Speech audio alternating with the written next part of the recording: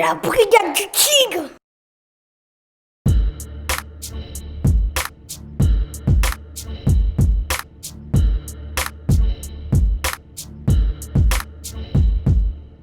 Le forum débat de Beurre FM, Abdelkrim Branine.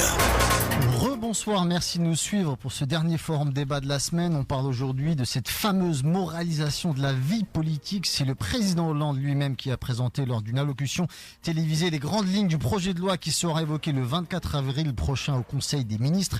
Une quasi-urgence déclenchée bien sûr par le scandale Cahuzac. On va revenir dessus au cours de cette émission. On va aussi et surtout se pencher sur les principales mesures prévues par ce projet de loi. Transparence du patrimoine d'un certain nombre de personnes, dont des élus et les parlementaires. Non-cumul des mandats et lutte contre les paradis fiscaux. Ces mesures sont-elles les bonnes pour enfin mettre fin à ces terribles affaires qui brisent la confiance des électeurs concernant leurs élus, leurs ministres et leurs dirigeants? On se pose la question ce soir avec mes invités. Et ils sont trois, à commencer par François Asselineau. Bonsoir.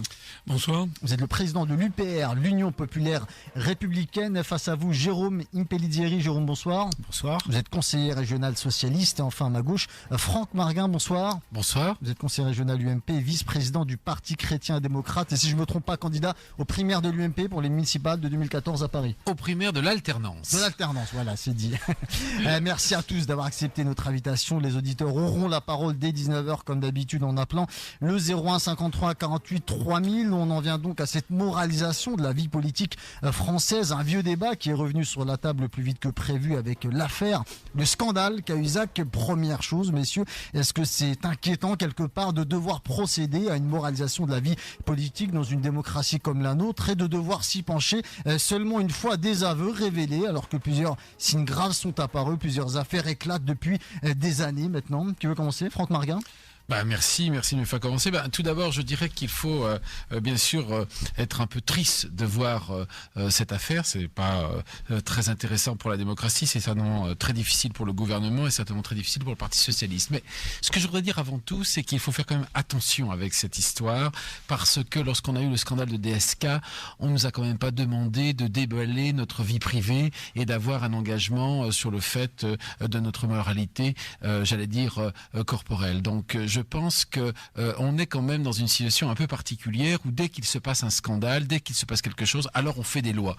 Moi, je pense en fait, dans la réalité, ça me rappelle tout simplement cette histoire de Robin des Bois. Vous savez, dans Robin des Bois, vous avez Robin des Bois qui vole aux riches pour donner aux pauvres, et puis vous avez le prince Jean qui vole aux riches pour qui est riche et qui vole les pauvres. Eh bien, c'est l'histoire du prince Jean. C'est-à-dire que Cahuzac, c'est de prince Jean, et il nous avait fait croire que c'était Robin des Bois. Je pense que c'est ça. Et ce que veulent les électeurs, ce que veulent les citoyens, c'est de la sincérité.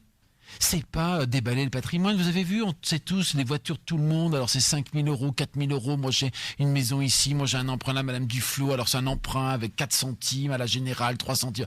Tout ça est ridicule, tout ça n'a aucun sens. On est en train de prendre les électeurs et les citoyens pour des imbéciles. Ce qu'ils veulent, les citoyens, ce n'est pas être traité par le prince Jean. Ils veulent effectivement bien comprendre Robin des Bois. Moi, je pense que la réalité du débat politique aujourd'hui, c'est la sincérité. Vous n'empêcherez pas les gens. D'ailleurs, la preuve, M. Cahuzac a menti. Et je pense que M. Hollande est à peu près de bonne foi, enfin du moins je l'espère, quand il dit que au moins... Quand il l'a pris sous son gouvernement, après on pourra voir ce que l'enquête dira, mais il n'en savait rien.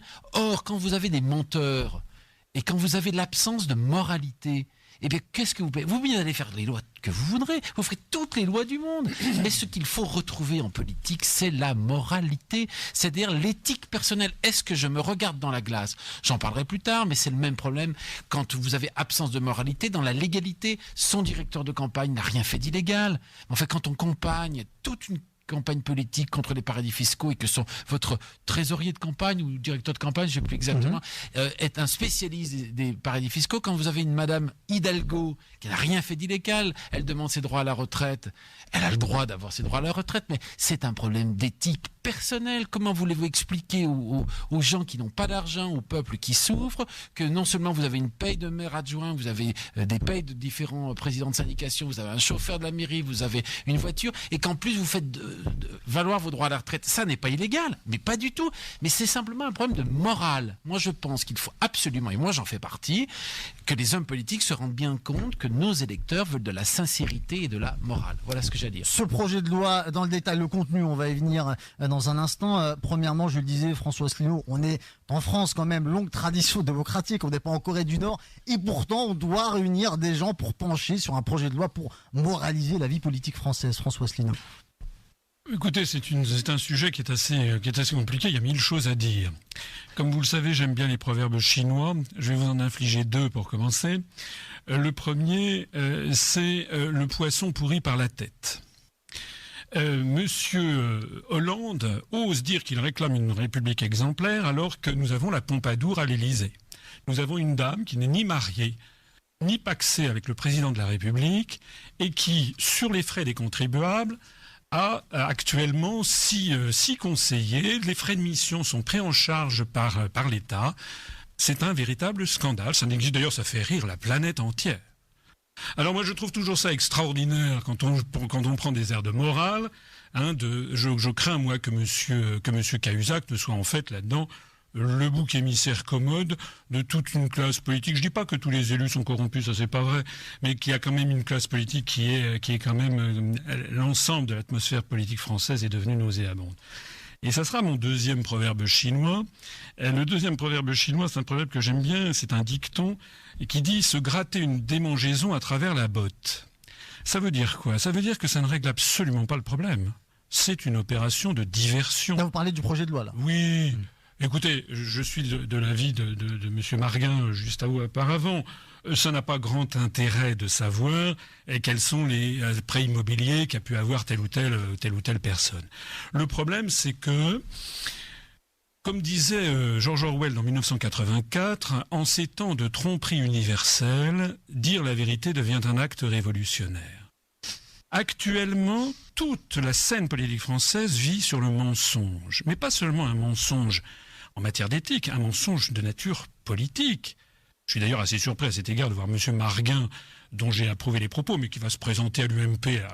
Laissez-moi rire. Non, mais vous vous présentez sous l'étiquette de l'UMP. L'UMP, c'est à mettre dans exactement, je les connais bien, c'est à mettre exactement dans le même sac que le Parti Socialiste. C'est en fait, nous avons affaire, d'ailleurs monsieur Cahuzac l'a dit d'une façon assez méchante, mais qui était assez juste. Il a dit, je réponds, on me dit que je ne peux pas redevenir député parce que j'ai menti à l'Assemblée, je réponds tout simplement, si tous ceux qui ont menti à la représentation nationale doivent quitter l'hémicycle, il y en aurait des tonnes.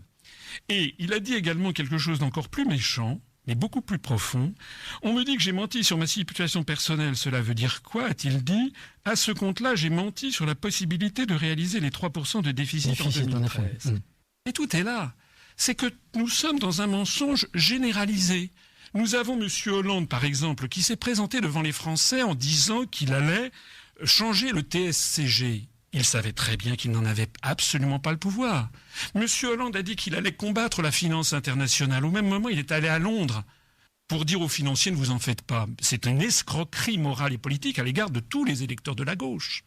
Nous avons monsieur Montebourg qui a dit qu'il allait lutter contre les délocalisations. Qu'est-ce qu'il peut? Il a fait? Il ne fait rien. Pourquoi? Parce que je parcours la France depuis 6 ans. D'ailleurs, le mouvement politique que j'anime se développe à toute allure en ce moment. Pourquoi? Parce que nous expliquons aux Français comment ils se font arnaquer par tous les partis politiques, l'UMP, le MoDem, le Front de gauche y compris, ou le Parti Socialiste, parce que personne n'explique aux Français ce qui se passe. Ce qui se passe, c'est que nous avons des traités, nous avons des articles dans les traités, l'article 63 du traité sur le fonctionnement de l'Union européenne, qui interdit toute restriction aux échanges de capitaux à travers le monde, non seulement entre les États membres de l'Union européenne, mais, précise l'article 63, entre les États membres et les États tiers.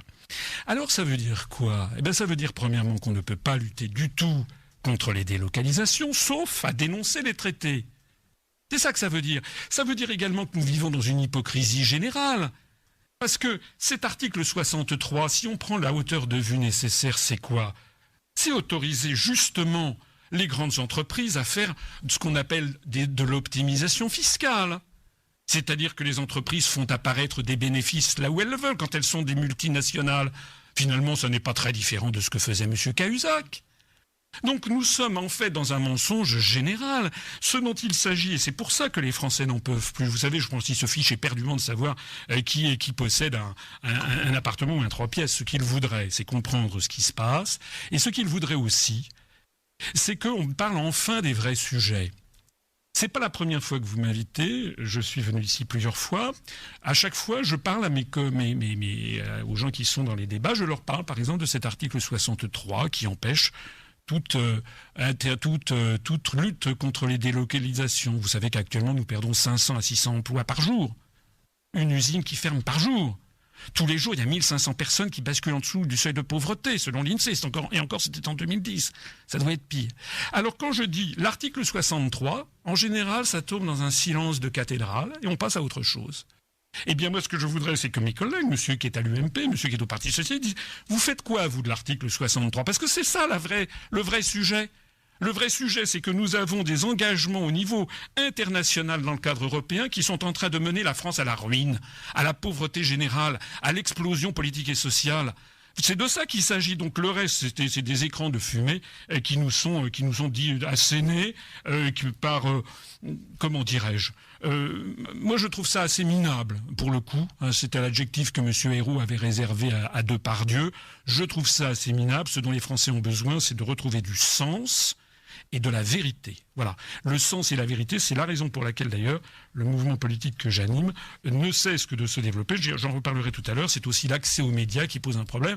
Parce que ce que révèle cette affaire Cahuzac, c'est que s'il n'y avait pas eu Mediapart et Edoui Plenel, il n'y aurait pas eu d'affaire Cahuzac. Mais ça veut donc dire qu'il y a plein d'autres affaires que nous ne connaissons pas parce qu'il n'y a pas Edoui Plenel et Mediapart qui s'en ont pas et qui ont décidé de le sortir parce que les journalistes savent beaucoup de choses qu'ils ne veulent pas sortir. Alors vous avez parlé de fiscalité, la lutte contre la fraude fiscale, on va en parler puisque ça fait partie de ce projet de loi. On va terminer ce premier tour de table avec vous, Jérôme Pellissier. Bien, je vais tout de même prendre le temps de répondre parce que j'étais venu ici, comme toujours quand je viens ici, avec cette idée de donner une parole de vérité, en tout cas de sincérité. Chacun voit la vérité à sa porte. Je suis très dépité de la façon dont mes deux collègues ont entamé le débat. Alors je ne vais pas démarrer par vous répondre, je dis juste que lorsqu'on a été aux affaires la droite dans son ensemble pendant 5 ans et qu'on a aussi mal mené la lutte contre la fraude fiscale, qu'on a enterré des affaires, on est assez mal placé pour donner des leçons lorsqu'on a été en incapacité manifeste d'agir. Et la bonne nouvelle, c'est que quand même en 4 mois, la justice est passée, les informations sont passées. Mais je voulais juste parler, parfois, je l'ai dit ici, on était un peu déçus ou en attente de plus du président de la République. Et bien pour cette fois-ci, je dis que pour le coup, François Hollande, selon moi, de mon point de vue, a eu le ton juste, a eu les propositions justes. Et la vraie question, c'est pas cette petite polémique qui vient d'être sortie là. La vraie question, c'est quels moyens on va donner derrière. Est-ce qu'on aura des personnels d'État pour aller lutter vraiment contre la fraude fiscale? La fraude fiscale, ce sont 12 000 milliards d'euros par an. 12 000 milliards d'euros par an. Ça, c'est important. Comment on va le mettre en exécution? Et moi, je n'ai aucun doute là-dessus. Je sais que ce sera identitaire pour le mandat de François Hollande, cette République exemplaire, et je n'ai aucun doute sur sa détermination à mener ce combat. Maintenant, vous avez posé une question qui mérite débat. Beaucoup, je l'ai entendu à droite, disent que la transparence est une forme de dictature. Et ben moi, je vous dis, la transparence, ça n'est pas une dictature. La vraie dictature aujourd'hui, c'est la dictature de la suspicion, la dictature du doute face aux élus. À droite comme à gauche, la majorité de mes collègues, je regarde mon collègue de la région Île-de-France, vous le savez très bien, l'immense majorité de nos collègues sont des gens qui travaillent, qui perdent des revenus pour s'investir pour le bien public. Je ne dis pas le contraire. Vous êtes d'accord là-dessus. Mais c'est la réalité du personnel politique et il faut bien qu'on le fasse. Et la France, en Europe, est le seul pays avec la Slovénie à ne pas rendre public le patrimoine de ses dirigeants. Eh bien, je me dis que mais c'est pas vrai. Mais c'est pas vrai puisque cette loi sur le patrimoine, sur la publication existe déjà.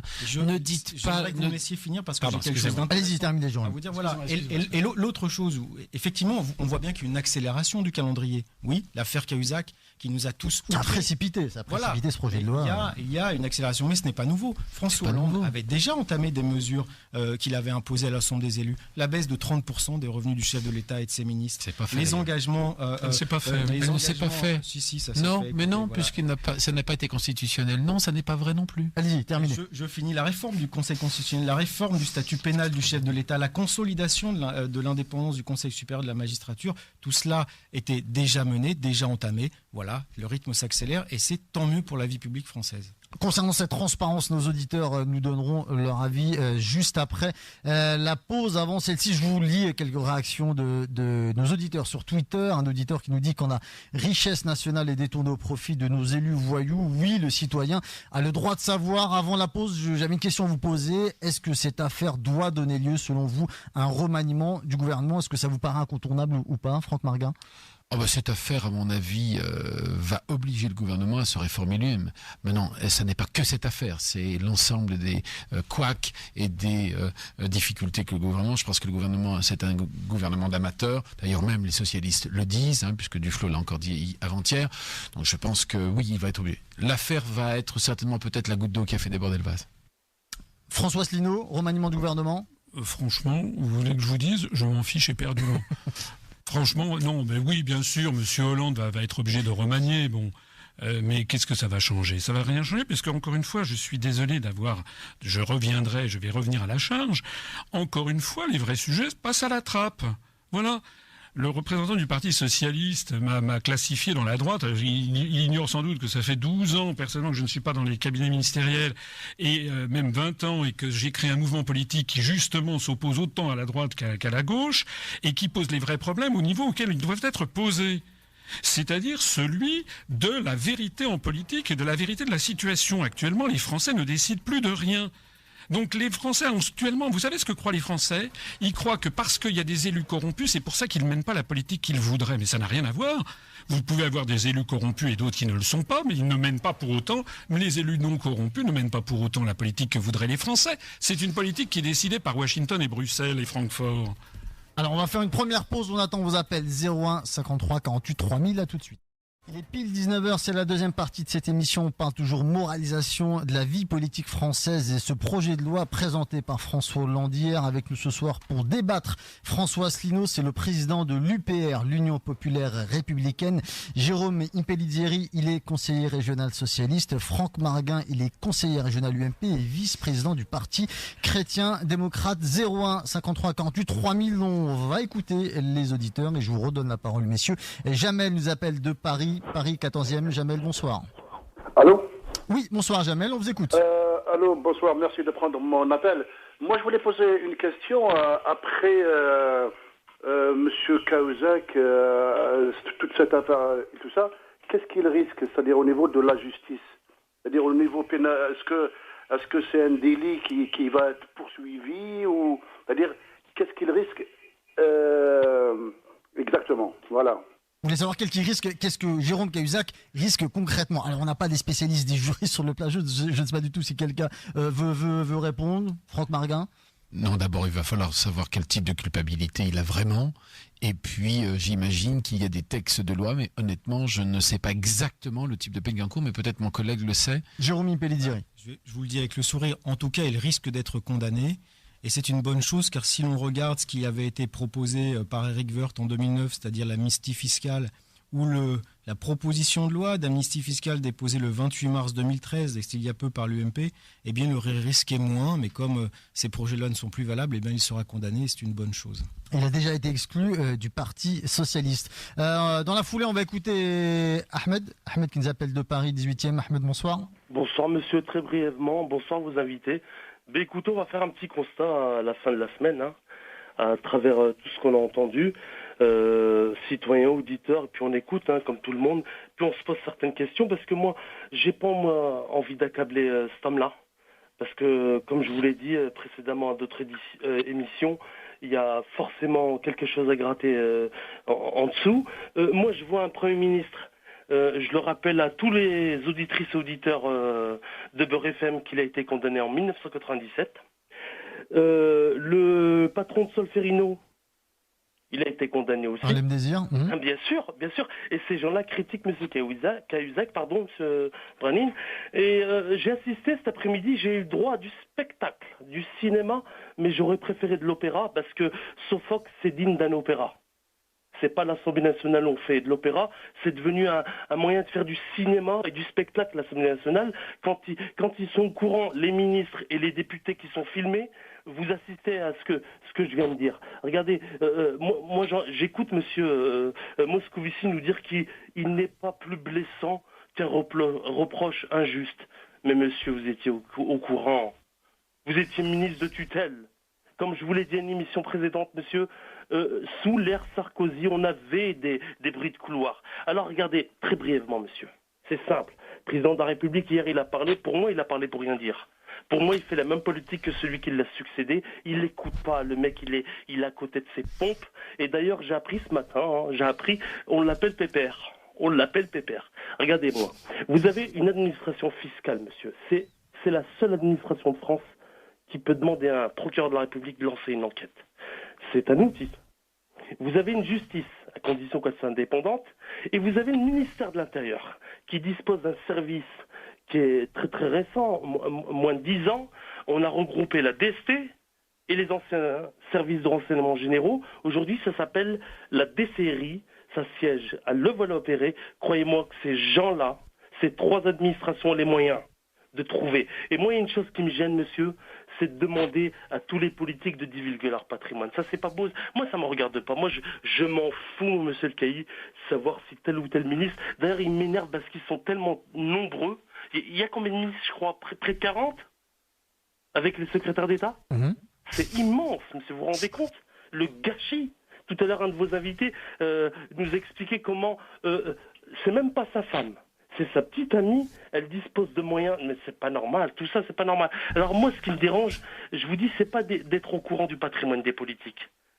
C'est que c'est les outils que je vous ai cités là, l'administration fiscale, la justice, et je le répète, indépendante, et bien entendu, un marteau, un outil qui est au sein du ministère de l'Intérieur qu'on appelle la DCRI, c'est eux qui fouinent, qui peuvent tout savoir.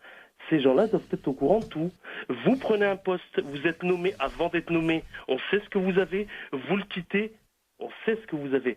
Si réellement on fait un état de rapprochement, s'il y a un souci, si vous êtes nommé, M. Brani, je prends une seconde, vous avez 2 pavillons, si vous quittez au bout de 5 ans un poste de député ou de ministre et vous en avez 17, là il y a un problème. Là, il y a un problème. Sur ce, je vous remercie beaucoup. Merci, parce que j'ai passé une semaine passionnante avec vous. Je vous dis à bientôt. Eh bien, écoutez, moi, comme beaucoup de Français, j'en ai strictement marre d'entendre ces politocards. C'est pas une insulte, hein. Voilà comment nous, les gens du peuple et les auditeurs, on les définit. On a une nouvelle expression. Je vais prendre ma 5e semaine et après tout, je vous le dis franchement, s'ils se font choper, eh ben qu'ils crèvent. On va pas aller jusque-là, bien entendu. Merci Ahmed, en tout cas, pour cette intervention. Alors, il allait un petit peu dans la continuité de ce que vous disiez tout à l'heure, François Asselineau. Je reprends le proverbe asiatique, le poisson pourri par la tête. Il nous reparle de Jean-Marc Ayrault, qui avait été condamné, d'Harlem Désir, condamné, 2 personnes qui ont, à leur tour, condamné verbalement Jérôme Cahuzac. Est-ce que c'est gênant d'avoir ces personnes-là? Oui, enfin, je dois avouer, je suis tout à fait d'accord avec ce qu'a dit Ahmed. À la fois, effectivement, le poisson pourri par la tête. D'ailleurs, j'observe que le représentant du Parti socialiste n'a pas réagi à est-ce qu'il trouve normal que la Pompadour à l'Élysée soit financée par les contribuables? Parce que, je dis désolé, cette affaire, il ne faut pas la lâcher. Puisque c'est une république exemplaire, puisque M. Hollande, avec ses petits points, nous dit qu'il va être intraitable. Vous imaginez De Gaulle disant « je vais être intraitable » Non. De Gaulle, il n'y avait pas besoin de le dire. On savait qu'on avait un pays qui était fondé sur de la morale et sur de l'éthique. Là, on a affaire tout simplement à la marionnette des marchés financiers, je l'ai dit tout à l'heure. Eh bien, monsieur Hollande gagnerait, à mon avis, s'il ne veut pas sombrer dans encore pire d'impopularité. On est à 70% de gens qui n'en peuvent plus. Il gagnerait à régler l'affaire de Madame Trierweiler. Il est pour le mariage pour tous, sauf pour lui. Bon, donc ça veut dire quoi d'ailleurs? Pourquoi est-ce que ne se marie pas avec Madame Trierweiler? C'est pour très probablement des raisons fiscales. ou bien parce que Mme Trierweiler veut avoir peut-être une pension de réversion, une pension, comment dirais-je, suite à son divorce. Enfin, ce sont des histoires comme ça qu'il y a derrière. D'ailleurs, que font les journalistes? Comment se fait-il que les journalistes ne fassent pas justement une enquête sur cette question? Bon, moi je n'ai pas envie d'entrer dans ce genre de détails. Je trouve que Ahmed a tout à fait raison sur la deuxième partie il a dit ce que j'ai dit moi-même, c'est-à-dire que ce sont des sujets, c'est de l'enfumage. Voilà. La réalité des choses, c'est que nous avons une classe politique qui vit sur le mensonge. Je le dis et je le répète. Par exemple, nous disons que nous sommes une grande démocratie. Bon, mais pourquoi M. Hollande a-t-il été élu ? Il a été élu. Maintenant, ça commence à sortir, parce que je fais d'ailleurs des conférences là-dessus, et ça a été beaucoup repris, ça commence à bien sortir maintenant sur Internet. C'est parce que M. Hollande a bénéficié d'un nombre d'heures colossal dans les médias avec M. Sarkozy. Et on l'on sait, ce sont des études qui ont été faites par tous les politologues américains notamment, que vous faites élire qui vous voulez si vous le faites passer 90 heures, 100 heures par mois à la télévision. Donc les élections sont truquées. L'accès aux médias est truqué. Vous faites élire qui vous voulez quand vous détenez les médias. Donc la vraie question, si on veut parler de moralisation de la vie politique, il faudrait parler de la moralisation de la vie médiatique. De la vie médiatique. Vous savez, notre mouvement politique, excusez-moi de parler un petit peu de nous. Nous avons maintenant, et c'est vérifiable par ici, nous avons plus de 2712 adhérents. Nous avons plus d'adhérents que le Parti chrétien-démocrate de Madame Boutin, très probablement, quoiqu'elle en annonce 9500 sur Wikipédia. Nous avons plus d'adhérents que ce qu'a reconnu M. Besancenot. Lorsque nous allons voir M. Apathy à RTL, il nous dit « Je ne vous donnerai jamais la parole ». Ah bon ? Lorsque nous allons voir M. Bourdin à RMC, il dit « Je ne vous donnerai jamais la parole ». Ah bon ? Lorsque nous allons voir à France 3 à Bordeaux, il nous dit « Nous ne vous donnerons jamais la parole ». Ah bon ? Mais ils se prennent pour qui, ces gens-là ? Pour qui se prend notamment l'ensemble des médias financés par les contribuables ? Vous savez, il y a une façon très simple de savoir ce que pense la population. Il suffit d'aller sur Internet, de regarder Alexa Ranking, de savoir quels sont les sites Internet qui sont les plus consultés. L'UPR est le 3e site politique le plus consulté de France maintenant. 3e ou 4e à égalité avec le Front de gauche. Allez sur les pages Facebook. Nous avons dépassé aujourd'hui, en nombre de j'aime, nous avons dépassé la page Facebook de M. Borloo, qui est à la tête de 8 partis politiques français. Et tout ceci se passe alors que toute la classe médiatique le sait. Nous avons inscrit sur Twitter des quantités de journalistes. Le journal Le Monde est venu 24 fois en 18 jours consulter ce que nous écrivons. Nous n'existons pas dans les médias. Vous trouvez ça normal ? Donc le vrai problème, et c'est ça en fait le noyau dur. C'est que la vie politique française et l'ensemble du débat politique français est vitrifié parce que il y a des choses qu'on n'a pas le droit de dire en France.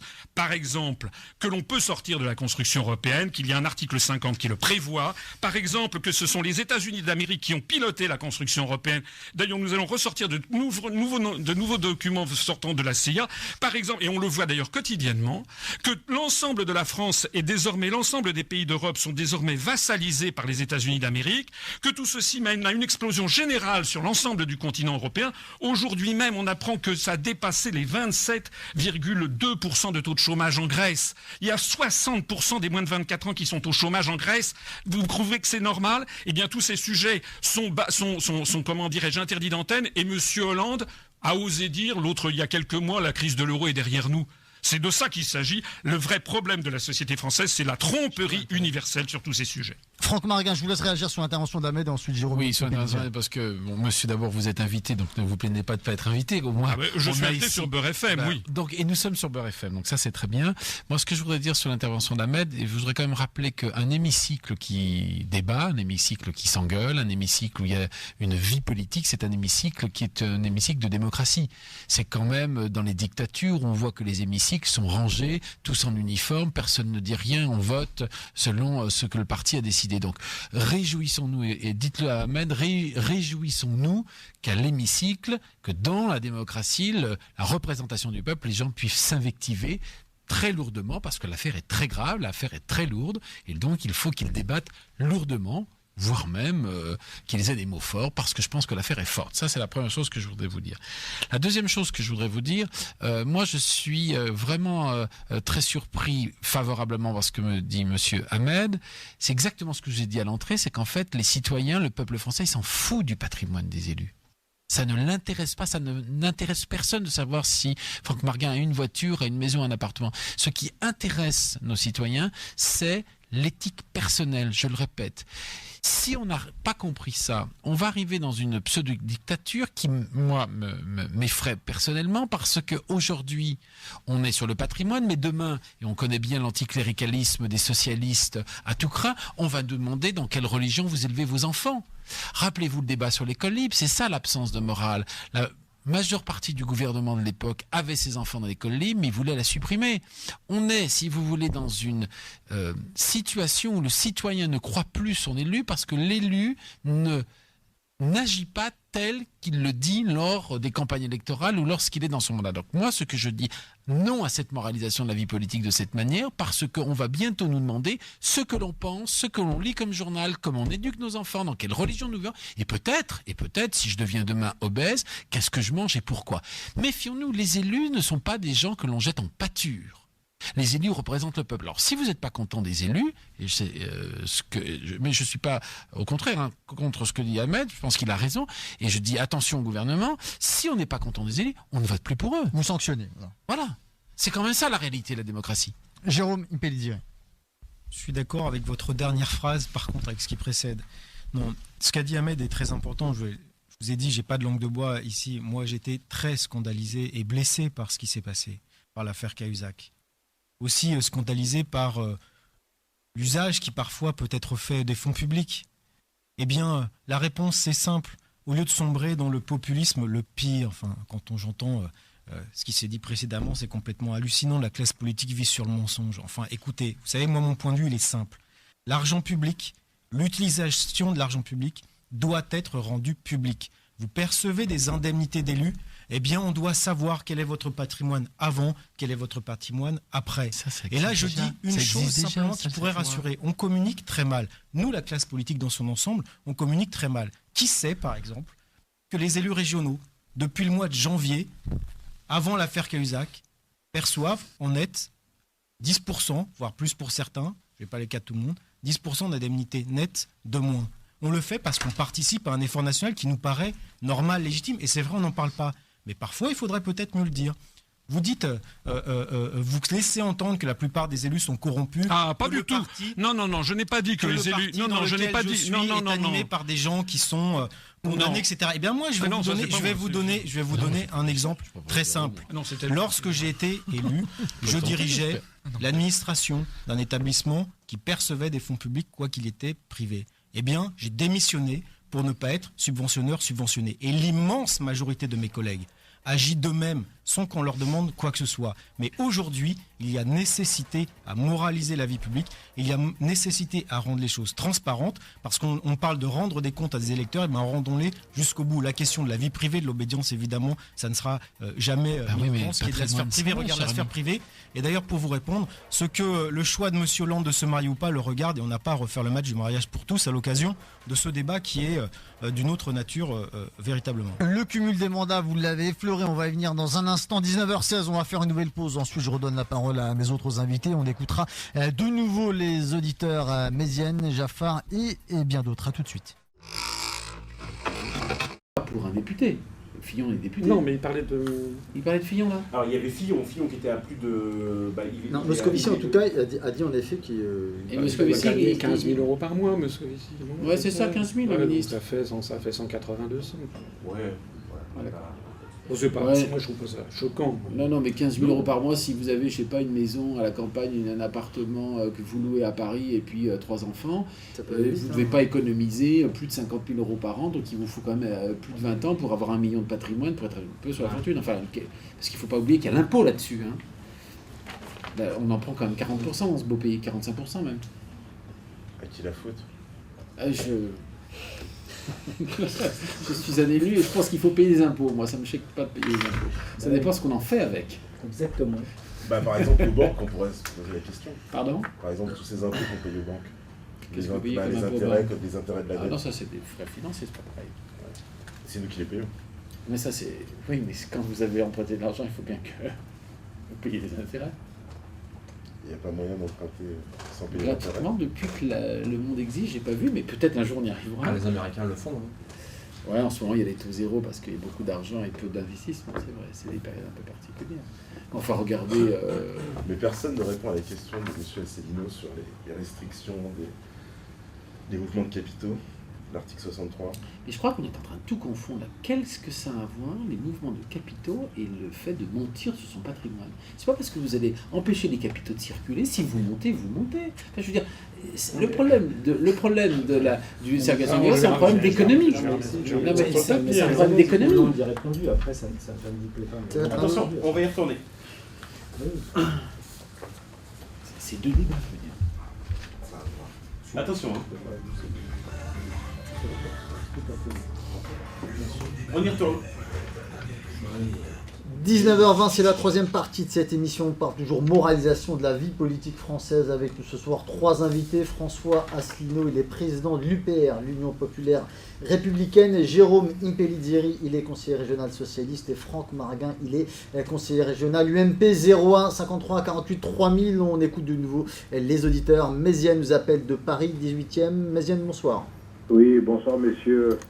Et je voudrais tout d'abord féliciter monsieur Asselineau. Je me retrouve beaucoup dans ses propos.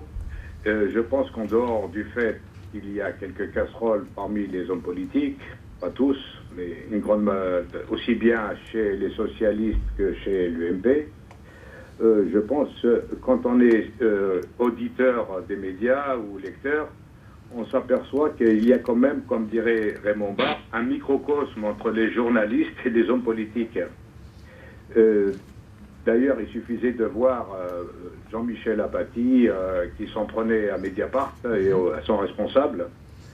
Et là, on se dit, il y a quelque chose, il y a des intérêts communs. Il y a une espèce de politique de l'ultralibéralisme que le plus malin s'en sorte. Et je crois que c'est une politique générale où l'Europe est un grand machin, comme dirait De Gaulle, où tout est permis à partir du moment où on ne se fait pas attraper. Et la meilleure façon de ne pas se faire attraper, c'est qu'on se tient tous par la barbichette, et pendant ce temps-là, on dit au peuple de se serrer la ceinture. Donc moi, je pense que la meilleure solution, ça serait une dissolution, et puis demander l'avis du peuple, parce que ces politiciens qui nous gouvernent, que ce soit la droite ou la gauche, sont des grands comédiens, pour la plupart, pas tous, et je pense que le citoyen est que spectateur. Donc la meilleure façon d'apaiser, c'est une dissolution, et puis que les gens en auront le bol de comédie, et puis des belles phrases avec de la rhétorique, et puis tout le savoir qu'ils ont, de la communication. Et ce n'est pas parce qu'il va y avoir, comme on appelle ça, un remaniement, que les choses vont forcément changer, même si par ailleurs il y aura un peu plus de méfiance. Mais je crois que ça relève d'un tout, qui est l'ultralibéralisme, le mondialisme et la machine européenne, qui est non pas au service des peuples, mais au service des multinationales, des banquiers et de quelques-uns, des hommes politiques. Voilà, je vous remercie. Merci Méziane, merci, on vous dit à très bientôt dans le Forum Débat et sur Beurre FM. Méziane qui a évoqué plusieurs sujets, alors je le sais, je vais réagir là-dessus dans un instant, mais il est également revenu sur le rôle des médias. J'avais promis qu'on allait revenir au cours de cette émission, on le sait, Mediapart était un petit peu seul concernant cette affaire. Ils sont à l'origine de ces révélations qui ont donné suite ensuite à des enquêtes et des mises en examen. Aujourd'hui, cette affaire Cahuzac, ce scandale Cahuzac révèle également une crise des médias. Vous l'avez évoqué tout à l'heure, François Asselineau. Oui, c'est une crise des médias, et puis je crois que, enfin moi je remercie Méziane, que je ne connais pas, je salue pour les propos sympathiques qu'il a tenus à mon égard. Et il est la preuve de ce que je constate moi en France. Vous savez, je fais des conférences à travers toute la France, il y a de plus en plus de monde. Les Français, ils en ont marre, mais vraiment marre qu'on les prenne pour des imbéciles. Voilà. Et moi, je dis que cette affaire de loi, là, de Monsieur Hollande, les Français, vous savez ce qu'ils en pensent? Ils pensent exactement ce que pense Méziane, ce que je pense moi-même. C'est-à-dire, c'est encore un truc, un écran de fumée pour ne jamais parler des vrais sujets. D'ailleurs, même, j'observe encore une fois dans ce débat ici, à chaque fois, vos interlocuteurs ici, à chaque fois, de botte en touche. Le vrai sujet, c'est que nous ne sommes plus du tout en démocratie. Je suis désolé, Monsieur Marguin, de vous le dire. Ce n'est pas parce que des gens s'engueulent dans un hémicycle que nous sommes en démocratie. Ce n'est pas non plus. Non. Ce n'est pas non plus parce qu'il y a plusieurs partis politiques. Et Plenel parle de démocratie de basse intensité. Ce n'est pas parce qu'il y a plusieurs partis politiques que nous sommes en démocratie. Il y avait 3 partis politiques en Allemagne de l'Est. Il y en avait 3 dans la Tunisie de Ben Ali. Il y en a 9 actuellement en République populaire de Chine. Il y en avait 3 sous la Pologne communiste. Donc ce n'est pas le pluripartisme. La question, laissez-moi parler. La question de la démocratie, est-ce que on a des vrais débats où on permet à des partis qui ne disent pas la même chose d'aller au fond des choses, ou bien est-ce que ce sont des débats convenus entre des faux opposants qui se tiennent par la barbichette et qui s'empoignent sur des sujets qui sont des sujets effectivement scandaleux, mais enfin dans 3 mois on sera passé à autre chose. On a eu l'affaire du mariage gay, dans 2 mois ça sera l'euthanasie, etc. À chaque fois on sort des sujets qui sont pas des sujets sans aucun intérêt, mais on ne traite jamais du sujet de fond. Enfin, dans le projet de loi, la lutte contre les paradis fiscaux, le cumul des mandats, ça reste des vrais sujets. La lutte contre les paradis fiscaux, vous savez très bien que le Luxembourg et que l'Autriche, par exemple, au sein de l'Union européenne, ne veulent pas en entendre parler. Vous savez très bien que l'article 63, j'y reviens, interdit toute restriction au mouvement de capitaux avec les États membres de l'Union européenne et entre les États membres et les États tiers. Et puis, je voudrais quand même insister sur la démocratie. Vous avez entendu cette déclaration de M. Helmut Kohl, là, hier, qui a dit « Je n'ai pas soumis l'euro à référendum en Allemagne, car il va de soi que je l'aurais perdu, je me suis comporté comme un dictateur. » Vous vous rappelez la déclaration de M. Sarkozy qui avait dit qu'il fallait pas faire de référendum parce que naturellement ce serait perdu. Vous vous rappelez la déclaration de M. Padoa-Schioppa qui était ministre des Finances italien en 2008 qui a dit l'Europe ne procède pas d'un mouvement démocratique, elle s'est faite selon ce que j'appellerais du despotisme éclairé. Est-ce que vous savez qu'actuellement, par exemple, le référendum de 2005 où 55% des Français, dont moi, avons voté non, il a été piétiné. C'est pas un outrage à la République, ça. Monsieur Hollande nous dit que c'est un outrage à la République, le mensonge de Cahuzac. Mais qu'est-ce qu'il dit du traité de Lisbonne, qu'il a contribué à faire voter avec Monsieur Sarkozy contre 55% des Français? Vous savez qu'actuellement, l'article 63 dont je viens de parler est violé par Chypre, qui a fait des restrictions au mouvement de capitaux. Vous savez que l'article 125 du traité sur le fonctionnement de l'Union européenne interdit le renflouement des États étrangers. Actuellement, nous allons piquer des milliards d'euros aux Français pour aller renflouer des banques qui se sont aventurées en Grèce ou à Chypre, c'est contraire même aux traités européens. Vous savez qu'actuellement la Constitution de la République française, dans son article 7, prévoit que les partis politiques doivent respecter la souveraineté nationale. Dans ce cas, je suis désolé, je m'arrêterai là, je suis désolé de le dire, mais l'UMP, le Parti socialiste, qui ont appelé à voter oui à la Constitution européenne et qui ensuite ont imposé le traité de Lisbonne, sont des partis inconstitutionnels au regard de l'article que je viens de citer. Jérôme Pellizieri. Je reviendrai pas sur ce débat-là, vous m'avez interpellé, qui traverse nos formations politiques, et c'est sur l'Europe. D'ailleurs, une question qui est la marque du Parti socialiste. On a un débat en interne qui est connu de tous.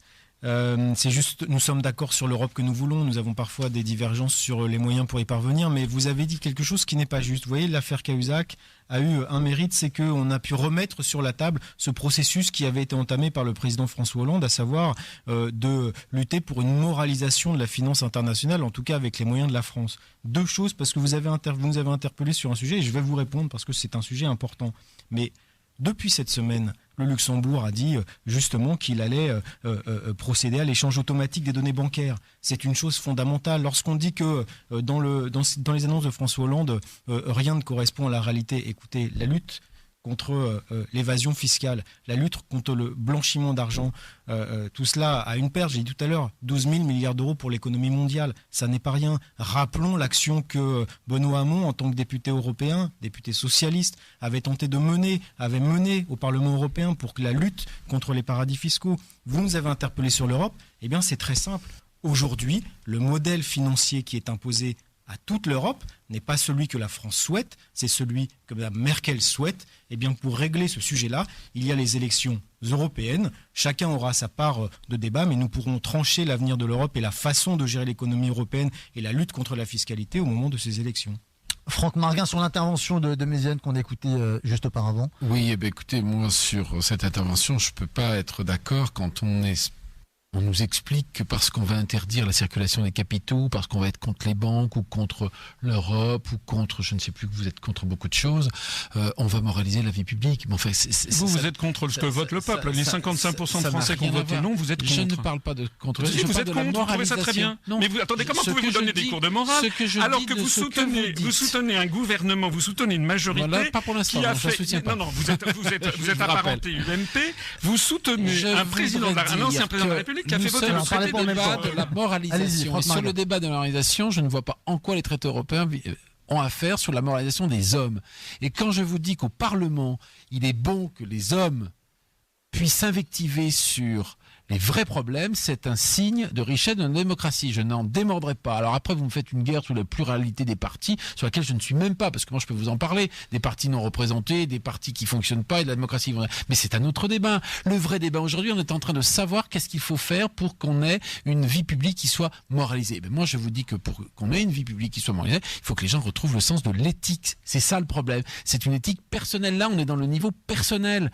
Vous allez faire les lois, vous allez interdire les capitaux, mais alors, vous allez interdire... Enfin, c'est ça, on fait vite le procès en populisme, ça c'est clair, comme ça au moins on alimente les caisses de Madame Le Pen, c'est parfait, vous êtes tous les deux absolument parfaits, voilà, ça c'est très bien entendu. Et comme ça, il nous manquait le Front National. Il nous manquait le Front National. Vous avez peut-être vu que Monsieur Le Pen, d'après les révélations, lui-même possède un compte en Suisse. Je n'ai rien à voir avec ces gens-là de toute façon. Mais moi non plus, figurez-vous. La réalité de ce que j'essaye de dire ici pour nos auditeurs, c'est que les auditeurs ont envie d'élus qui font leur boulot avec sincérité et avec probité. Alors maintenant que les élus fassent des erreurs, qu'on fasse voter des traités qui ne paraissent pas être effectivement ce que le peuple attend, c'est la vie de la démocratie. On change de gouvernement, on change les hommes politiques. Maintenant, vous êtes en train de nous dire que tous pourris, et ben moi je ne suis pas dans le tous pourris. Mais je n'ai pas dit tous pourris. Qui a dit tous pourris ici ? Mais qui a dit tous pourris ? C'est ce que vous dites en expliquant qu'on ne fait rien et qu'on est même des partis inconstitutionnels. Moi je vous dis qu'on n'est pas des gens pourris. Moi je vous dis qu'on fait notre boulot en se levant le matin avec beaucoup d'honnêteté et c'est vous qui donnez c'est vous qui donnez aux élus et qui donnez aux citoyens, aux auditeurs une très mauvaise image. Et là je rejoindrai mon collègue socialiste, je suis désolé, parce qu'il y a plein de gens qui font leur boulot avec beaucoup de probité, avec beaucoup d'amour. Moi, si vous savez, monsieur, je fais de la politique en plus de mon boulot salarié. Moi je ne fais pas la politique pour gagner un poste de ministère ou pour gagner quoi que ce soit. Je le fais parce que je défends des idées et je défends une certaine sincérité. François Asselineau et ensuite les auditeurs. La Constitution française explique, article 7 de la Constitution française, les partis politiques respectent la souveraineté nationale. Je vous ai dit que le simple fait que l'UMP, le Parti Socialiste, les autres, le MoDem, ELV, est appelé à voter oui à la Constitution européenne, puis ensuite est fait dans le dos des Français la ratification du traité de Lisbonne, je dis que si les mots ont un sens, ce sont des partis anticonstitutionnels, inconstitutionnels. Et tout le problème, il est là, c'est que ce que vous nous dites, c'est que il faut tourner ça à la plaisanterie, les mots n'ont pas de sens, oui, oh vous exagérez, les mots n'ont pas de sens. De la même façon, j'en profite pour dire, vous savez ce qui s'est passé dans la Constitution française depuis 1958 ? Il y a des petits détails qui ont été assez curieusement cachés aux Français. Il y avait l'incrimination de haute trahison dans l'article 68. Cette incrimination de haute trahison a été retirée par la loi constitutionnelle du 23 février 2007, quelques semaines avant l'élection de Nicolas Sarkozy. Le mot n'existe plus dans l'article 68. Vous êtes pour le réintroduire d'ailleurs. Oui, allez vérifier, que vos auditeurs aillent le vérifier. Il y a autre chose, il y avait la notion de complot contre la sûreté de l'État qu'avait introduit le général de Gaulle en 1958. Vous allez me dire que le général de Gaulle sans doute était un populiste et un complotiste. Eh bien, cette incrimination de complot contre la sûreté de l'État qui figurait dans l'article 68 a été retirée par la loi 93-952 du 27 juillet 93 dans la foulée de la ratification du traité de Maastricht. Vous ne croyez pas que les gens qui ont fait ça avaient une idée derrière la tête, à votre avis ? Vous ne croyez pas que ça sert il faut avoir une idée derrière la tête pour faire retirer de la loi suprême de la France les notions de haute trahison et de complot contre la sûreté de l'État, au moment même d'ailleurs où l'on fait ratifier le traité de Maastricht ? Moi j'aimerais que... Alors évidemment, après on me dit, je suis un populiste. Vous avez fait exactement ce que l'on fait depuis 30 ans, c'est-à-dire que quand on demande des comptes, Dans la mesure où on sort effectivement, là, les vrais, quand on va au fond des choses, à ce moment-là, heureusement que le Front National est là, puisqu'on nous qualifie de FN. Je suis désolé, monsieur, il y a plus d'adhérents venus de gauche dans notre mouvement politique que de droite. Je vous mets au défi, si vous allez lire notre programme politique et notre charte fondatrice, de trouver un seul mot, une seule idée qui soit d'extrême droite. Vous êtes un grand tribun, je ne vous ai jamais dit ça. Je ne suis pas vous n'avez pas dit que vous étiez de front droit, vous faisiez le lit de Madame Le Pen. Mais je ne fais pas le lit de Madame Le Pen. Je ne fais pas le lit de Madame Le Pen. D'ailleurs, Madame Le Pen et le Front National sont aux abois parce que nous sommes en train d'attirer chez nous des gens qui viennent de tous les partis politiques et notamment du Front de gauche et notamment du Parti Socialiste. De mettre cette haine partout comme vous êtes en train de le faire au micro. Quelle haine, monsieur? Quelle haine? Je ne suis pas en train de faire quelque chose de haineux. Je dis simplement quelle est la vérité des choses. On peut dire notre vérité aussi parce que vous parlez beaucoup dans cette émission. Mais alors répondez à mes questions. Répondez à mes questions. Je vais vous répondre et très précisément et je vais vous dire ce que je pense de la teneur et surtout de la modalité que vous avez de vous exprimer, de la teneur de vos propos. Vous avez parlé de transparence. Moi, je vais être très transparent. Vous pouvez ne pas être d'accord avec ce que fait François Hollande. Et d'ailleurs, c'est su, il y a des débats. Effectivement, on peut tous ne pas être d'accord avec lui. C'est normal, c'est la démocratie. Mais il ne faut pas refaire l'histoire. Depuis qu'il est arrivé, ce gouvernement et ce président ont entamé un processus de lutte contre les paradis fiscaux, de lutte pour la moralisation du système bancaire, de lutte pour que les banques soient mieux contrôlées. Voilà, aujourd'hui on assiste à une accélération du calendrier. On peut regretter que ce soit dû à une affaire Cahuzac, mais maintenant ça va dans le sens de ce qui a été mené. Et s'il y a une chose dans les engagements de François Hollande qui a été entamée dès le départ, qui a été poursuivie, qui est accélérée aujourd'hui et qui, j'en suis sûr, sera la marque de son mandat, c'est bien celle-ci. Comment peut-on critiquer le fait que l'on essaye de rendre public l'utilisation de l'argent public qui est faite par l'État, qui est fait par les banques, parce qu'il y a de l'argent public dans les banques, et qui est fait aussi, qui sont les revenus des ministres et des élus. C'est tout à fait normal. Et lorsque la question qui est posée derrière, vous avez parlé des annonces qui sont faites. Je l'ai posée au début, je suis le seul à l'avoir dit ici.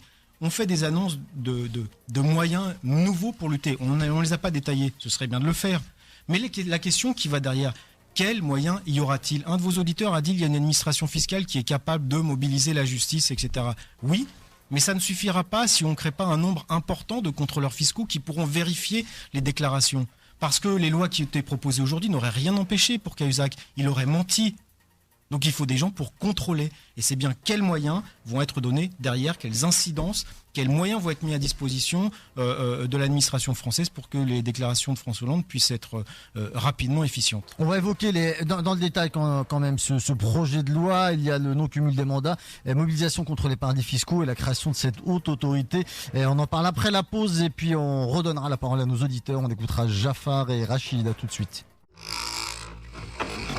Vous savez, j'étais très proche de Jean-Luc Mélenchon, j'étais correspondant et cofondateur de Pour la République sociale.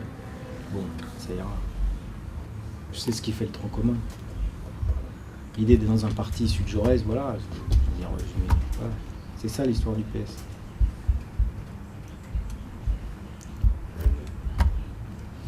Aujourd'hui, on voudrait que tous les gens soient unanimes, c'est le côté caporalisme, le sarkozysme. Là, on a l'impression que dès qu'il y a du débat, dès qu'il y a du... Non, c'est pas de la cohérence. Vous confondez cohérence et une forme de totalitarisme.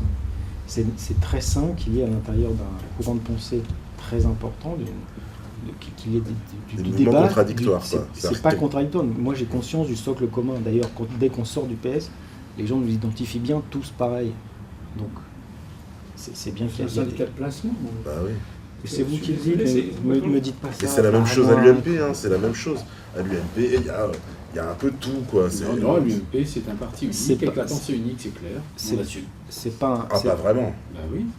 Voilà, ça vous convient comme réponse. Ah, pas vraiment, non. C'est la dictature du chef.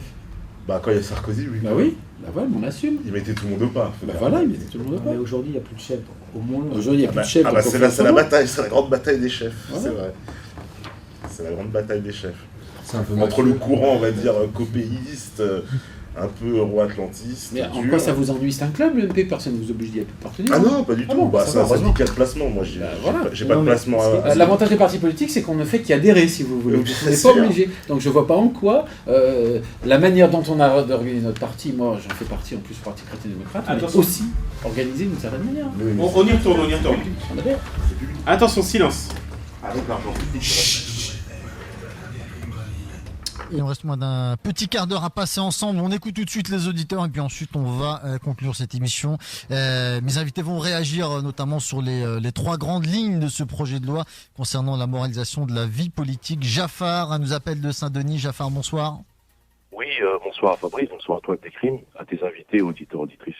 Écoutez, moi, sachant que tu connais ma position, Abdelkrim, je suis ni du PS, ni de l'UMP, et ni du Front National. Moi, je dirais une chose, j'ai pas mal dans ma poche, tu me connais. Le monsieur qui s'appelle François, c'est ça, qui fait partie du Front National. Ah non, il n'y a personne du Front National ici, non. Non, comment il c'est le monsieur qui disait qu'on l'attaquait de populiste. Ah d'accord, François Asselineau. François Asselineau, alors je dis aux invités qui sont là, présents, moi je dis que monsieur n'est pas populiste et réaliste. Parce que ce qu'il a dit ce soir, moi je vous dis sincèrement, c'est 80%, je dirais à peu près. Excusez-moi, Jafar, en fait, on vous entend mal. Fabrice va vous reprendre au standard. On va essayer de vous écouter d'ici quelques minutes. Et en attendant, on va écouter Rachid qui nous appelle de Massy dans le 91. Rachid, bonsoir. Oui, bonsoir à tous vos invités. Donc, moi, je trouve un peu déplacé ces attaques sur M. Asselineau, parce que, soi-disant, on serait... parce que moi, personnellement, j'ai voté contre le traité européen, et à partir de là, dès que tu es contre cette Europe à je ne sais combien de pays, à 20 ou 30 pays, tu te fais cataloguer de Front National, d'extrémistes. La majorité, ils ont voté contre le traité européen. Donc ça sert à rien de traiter les gens de frontistes ou de nazis ou quoi que ce soit. Moi, la question que je voudrais poser, je voulais savoir...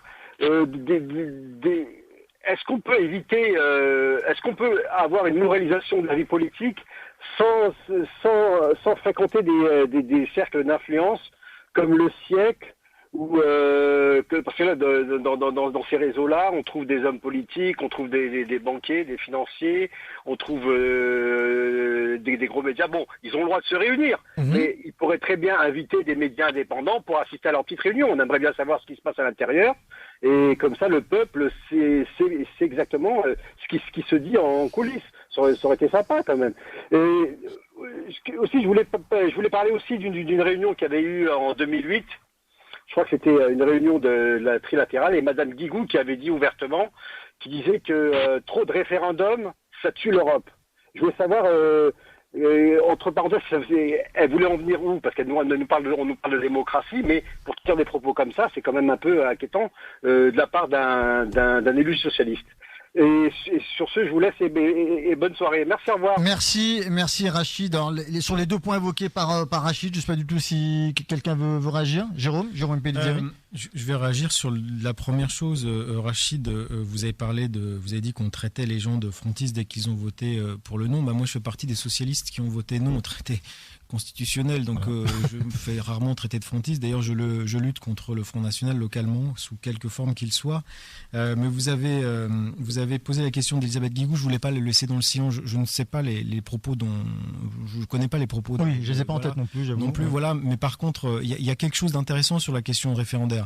Dire que parfois le référendum est très utile parce que la question posée est binaire, mais d'autres fois, s'il s'agit d'un projet politique, eh bien c'est mieux qu'il y ait un débat pluriel. C'est-à-dire c'est pas oui ou non, c'est plutôt quelle tendance. Et le scrutin européen d'ailleurs est intéressant à ce titre-là. Mais si on veut une autre Europe, c'est clair qu'il faut une autre majorité en Europe et qu'il y a des élections bientôt, des projets qu'il faut les rendre publics, il faut en débattre, parce qu'en effet, la France seule n'y arrivera pas, et c'est bien d'avoir des partis qui se parlent à l'intérieur de toute l'Europe et qui peuvent proposer un projet alternatif, et après aux électeurs de choisir.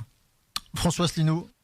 Oui, alors, deux choses importantes. Je voudrais revenir sur ce qu'avait dit M. Magrin tout à l'heure. Quand je dis qu'il faut revenir sur l'article 63 qui interdit toute restriction aux échanges de mouvements de capitaux, la réponse a été: vous voulez interdire les échanges des mouvements de capitaux. Il ne s'agit pas d'interdire, il s'agit de revenir à la situation qui a fait le bonheur des Français et de la France, c'est-à-dire celle qui prévalait jusqu'au début de Mitterrand, c'est-à-dire sous De Gaulle, Pompidou, Giscard. C'était quoi ? Eh bien, à l'époque, il y avait ce qu'on appelait des contrôles des mouvements de capitaux. C'est-à-dire que si une entreprise voulait délocaliser, eh bien, il fallait qu'elle obtienne l'autorisation de la direction du Trésor du ministère des Finances. Et qui lui était donnée dans certains cas, si on jugeait que c'était en effet important pour la société, par exemple Peugeot investissant en Iran. Et puis, si on jugeait qu'en revanche ça n'était pas bien, eh bien, on interdisait. De la même façon, si l'émir du Qatar ou si un grand propriétaire de casino chinois, vous avez vu, il y en a un qui vient de racheter le château de Gevrey-Chambertin, voulait acheter des propriétés en France, eh bien on disait oui ou on disait non. Ça s'appelle la souveraineté nationale. Ça ne veut pas dire qu'on interdit tout. Ça veut dire qu'on fait ça au cas par cas. C'est d'ailleurs ce qui existe dans les pays qui marchent, hein. Les pays notamment d'Extrême-Orient, c'est comme ça que ça fonctionne en ce moment. Voilà. Or, ceci est interdit. C'est interdit désormais en vertu de l'article 63 du traité sur le fonctionnement de l'Union européenne. Cet article, à chaque fois que je le prononce, a la vertu de rendre complètement sourds et muets tous les représentants du l'EMP, du MoDem, du PS, du Front de gauche, etc., et du Front national aussi, puisque personne ne veut jamais en parler. Donc la vraie question, elle est là. Si nous voulons lutter contre les délocalisations et l'appauvrissement des Français, ça passe par ça, c'est-à-dire par la sortie de ce traité. Alors la deuxième chose, et je voudrais être bref, mais c'est parce que je voudrais répondre aux représentants du Parti socialiste qui nous a parlé d'une autre Europe. Je rappelle que le slogan du Parti socialiste aux premières élections européennes en 1979, je renvoie les auditeurs à notre site internet s'ils veulent le vérifier, puisque nous avons le scan, c'était en 1979, c'était « Changeons l'Europe ». Et en 2009, c'est-à-dire aux dernières élections européennes, donc 30 ans après, c'était « changeonsl'Europe.fr ». Voilà, ça fait donc 30 ans que le parti, il n'est pas le seul. Tous les partis politiques de l'extrême droite à l'extrême gauche veulent changer l'Europe. J'ai fait une conférence à l'école polytechnique il y a quelques jours, à la demande des élèves polytechniciens, et je leur ai fait un petit raisonnement mathématique que je n'ai pas l'occasion de développer ici. Mais si la probabilité pour qu'on ait au même moment 27 gouvernements tous à gauche, puisqu'il faut l'unanimité pour changer les traités, vous le savez, elle est actuellement de une demi-journée tous les 200 000 ans. Point. Il n'y aura jamais d'autre Europe. Je vais laisser Franck Marguin je voudrais simplement, parce que je trouve un peu dommage que monsieur dit des choses extrêmement intéressantes, parce que vous savez, l'Europe à 27, c'est chacun parle 10 minutes, ça fait 14 réunions avant qu'on ait commencé la réunion. Donc, on pourrait dire des tas de choses sur lesquelles, d'ailleurs, on ne serait pas forcément en désaccord, et puis des tas de choses sur lesquelles on serait en grand désaccord. Moi, je trouve très regrettable. Je trouve très regrettable, cher monsieur, j'aurais aimé vous connaître dans un autre endroit, qu'on vienne parler de la moralisation politique et que vous nous parliez des traités européens. C'est tout ce que je vous reproche. Moi, personnellement, ce que vous dites, ça teinte à mes oreilles plutôt pas mal, sur pas mal de choses. Mais là, je suis un peu excusez-moi, parce qu'on n'est pas dans ce débat-là. Qu'est-ce que vous dites sur comment moraliser la vie politique sans faire des lois sur le déballage du patrimoine? Alors, c'était ça ma question. Et donc, dans ce que dit votre monsieur, je n'ai pas taxé monsieur d'être Front National, je l'ai dit en faisant du populisme comme il le fait sur un certain nombre de sujets. C'est-à-dire en prenant des débats qui ne sont pas pour lesquels vous nous avez invités. Moi, si vous m'avez invité sur le débat sur l'Europe, alors je venais, hein. Non, mais alors je venais avec des arguments européens. Là, je suis venu en essayant de me dire, en tant que chrétien-démocrate, membre de l'UMP, qu'est-ce qu'on doit faire pour moraliser la vie politique? On n'a pas répondu à la question. Non. Moi, je dis ce que le gouvernement fait actuellement est une mauvaise loi, ou du moins ce qu'il prépare à faire. Si par le contrôle des capitaux, sur lequel je ne suis pas en désaccord de ce cher monsieur, on est en train de dire, parce qu'on va contrôler les capitaux, on va moraliser la vie politique, je dis ça n'est pas vrai. Parce que ça n'est pas vrai. Parce que M. Cahuzac aurait pu prendre son argent dans son coffre, l'emmener comme il l'a fait, là, ces 15 millions à Singapour, et puis dépenser son argent à Singapour en sachant les propriétaires, sans contrôle des capitaux. C'est ça que j'essaie d'expliquer. Oui, c'est quelle est la solution, c'est ce que veulent écouter nos citoyens et nos auditeurs pour moraliser la vie politique. En un mot, François, en un mot, j'estime justement, excusez-moi, je vais pas vous sortir un autre proverbe chinois qui pourrait être offensant. Vous savez que quand on montre la lune avec le doigt, celui qui ne comprend rien regarde le doigt. Ce que je voulais dire, c'est que nous sommes dans une scène politique française où nous sommes en permanence dans le mensonge. C'est ça que je veux dire. Et si je voulais paraphraser, je dirais qui ment sur un œuf ment sur un bœuf. On est actuellement, mais non, on est dans une situation, c'est ce qu'a dit monsieur Cahuzac. Il dit je mens en permanence à l'Assemblée nationale, je mens quand on va passer en dessous des 3%. Nous avons des responsables qui mentent quand ils disent qu'ils vont changer d'Europe. Donc nous sommes dans un univers qui est un univers de type où il y a un dogme d'État. Et dans ce sauf-qui-peut général, les gens n'ont plus effectivement l'éthique nécessaire parce que les gens ont perdu de vue. Les gens ont perdu de vue ce que c'est que le bien public, ce que c'est que de respecter le souhait des citoyens, puisqu'ils sont obligés d'appliquer un dogme d'État dans lequel d'ailleurs ils ne croient pas. On va écouter notre dernier auditeur et ensuite on va conclure. Vous aurez tous un petit moment pour conclure cette émission. Jafar de Saint-Denis, en espérant qu'on l'écoute, qu'on va l'entendre mieux. Jafar, bonsoir. Oui, allô. Bonsoir, vous m'entendez mieux là? Je pense que c'est mieux, allez-y, on va vous écuter. Tu penses ou tu es sûr? Je suis pas sûr. Allez-y, Jafar. Bon, le temps nous rattrape. Donc moi, ce que je veux vous dire, c'est que je voulais rassurer quand même, sans faire l'avocat du diable, à votre auditeur, votre invité d'ailleurs, François. Il n'est pas populiste ce soir, il est réaliste. Moi, je vous dis sincèrement, peu importe. Moi, ce qu'il a dit ce soir, sincèrement, en grande majorité, c'est tout à fait ça. La classe politique française, qu'elle soit de droite ou de gauche, c'est ça. Mais moi, je voulais dire seulement une chose, c'est sur la Ve République. On a eu Giscard, on a eu Pompidou, et on a eu, comment il s'appelle, Valéry Giscard d'Estaing. Le Parti Socialiste avec Mitterrand, c'est là où la grande magouille a commencé. Bon, je vais pas vous citer toutes les magouilles. Crédit Lyonnais, l'affaire F, les micros, etc. Mais c'est vrai que le Parti Socialiste, depuis des années, sont dans une magouille, une magouille extrêmement grave. Et moi, ce qui me sidère, c'est qu'on défend souvent le Parti Socialiste. Non, il faut appeler un chat. Parti Socialiste, pour moi, jusqu'à présent, n'est pas un vrai gouvernement. C'est un gouvernement de mensonges. Même l'UMP, mais le Parti Socialiste est encore pire. Moi, je voulais le dire simplement, sincèrement, et voilà, on est dans un mensonge tout à fait réel, comme il le dit, François, il a tout dit, donc je vais pas enregistrer plus. Merci Jafar, merci, on vous dit à très bientôt. Voilà, il nous reste 4 minutes. Bon, on a évoqué tout à l'heure la transparence, la question des patrimoines, on a effleuré légèrement le non-cumul des mandats, la mobilisation contre les paradis fiscaux. Je vais vous laisser tous dire un mot de conclusion, peut-être sur ces deux des 3 grands volets de ce projet de loi concernant la moralisation de la vie politique. Franck Marguin, sur le non-cumul des mandats et la mobilisation contre les paradis fiscaux. Alors, sur le non-cumul des mandats, moi je me suis déjà positionné sur ce sujet-là. Je pense que 2 mandats exécutifs, c'est impossible. Le fait par contre d'être, par exemple, député et conseiller municipal ne me choque pas. Ça dépend de l'importance des mandats. Parce que je pense que la vie locale est toujours importante pour un élu. Je suis assez favorable à ce que les élus ne perdent pas. Mais bien évidemment, on ne peut pas cumuler. Et puis, il y a de toute façon le plafond qui est imposé pour la rémunération, donc c'est pas le problème. Mais ce que je voulais dire sur les paradis fiscaux, d'abord, c'est très bien. D'ailleurs, Sarkozy avait commencé la lutte, Monsieur Hollande continue, mais tout ça, vous voyez bien qu'on est impuissant. Moi, ce que je pense, et là, on se sera rejoint avec François sur ce sujet-là, c'est un problème d'éthique. C'est à un moment donné, qu'est-ce qu'il va falloir faire pour faire avancer? Il va falloir que l'homme politique retrouve le sens, effectivement, du bien public.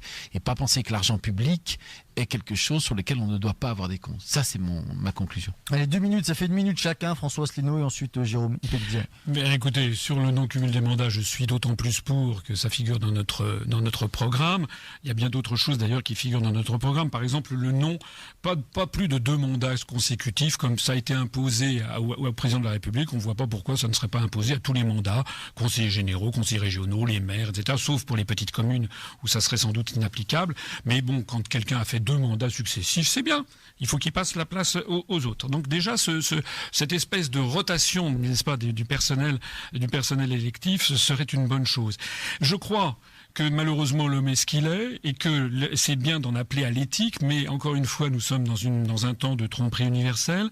Donc ce que je pense, moi, c'est qu'il faudrait également, pour améliorer les contre-pouvoirs, ça veut dire également moraliser la vie médiatique, j'y reviens. Moraliser la vie médiatique, ça veut dire autoriser toutes les sensibilités politiques à avoir accès de façon honnête aux médias. Par exemple, le Parti chrétien-démocrate, ça je vous accorde qu'on le voit jamais, mais que ça ne soit pas mobilisé toujours au profit des mêmes. Je rappelle que l'UMP et le Parti socialiste à eux seuls d'ailleurs raflent 75% des financements publics. Et donc ce que nous disons, c'est en un mot, parce qu'il faut écouter Jérôme Pellissier. Allez-y, je vous laisse. Non, je dis simplement qu'il faudrait donc qu'il y ait une moralisation avec l'accès aux médias de façon légitime, par exemple en prenant appui sur les flux Internet qui eux témoignent du vrai souci des Français de s'informer. Allez, je vais laisser un mot de conclusion à Jérôme Pellissier en quelques mots s'il vous plaît, il nous reste 30 secondes. Eh bien non, je vais simplement, 30 secondes je pourrais pas, mais je dire que monsieur Asselineau pose des questions, lorsque je lui réponds et lorsque ma réponse ne lui va pas, eh bien il dit que je ne réponds pas à la question, et d'ailleurs l'utilisation du temps de parole, si on le comptabilisait à la fin de ce plateau, je suis pas sûr que je sois majoritaire, bien au contraire, je dis juste que nous allons interpeller, j'entends bien les critiques sur le Parti Socialiste, j'entends bien les critiques sur François Hollande, mais là la lutte pour que l'argent public soit rendu transparent dans son utilisation, c'est très important, et donc la question que nous posons nous socialistes, eh bien c'est que vont faire les députés de l'opposition? Est-ce qu'ils vont voter avec nous cette grande loi de moralisation de la vie politique française? Question qui restera en suspens. Merci à mes invités, merci aux auditeurs et aux auditrices, merci à Fabrice à la réalisation. Il ne me reste plus qu'à vous souhaiter une très bonne soirée sur Beurre FM, mais vous dire à demain. Salut.